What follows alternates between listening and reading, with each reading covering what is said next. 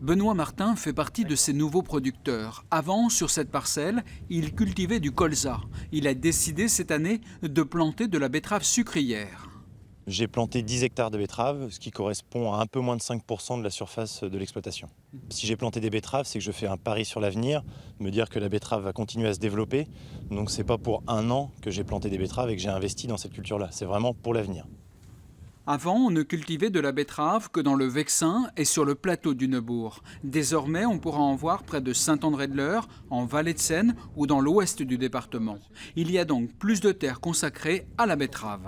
En 2016, nous étions à 9 000 hectares. Nous avons une très grosse augmentation puisque nous passons à 14 000 hectares.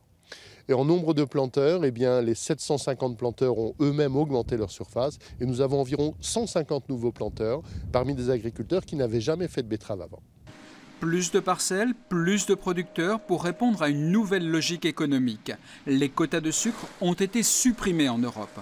Comme pour les céréales, le marché est désormais mondial. Il va falloir faire face à la concurrence brésilienne, indienne ou même chinoise.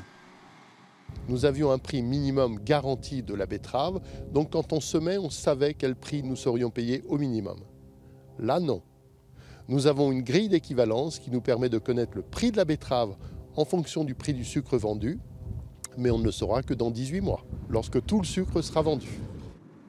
La sucrerie des Trépanies va donc augmenter sa capacité de production.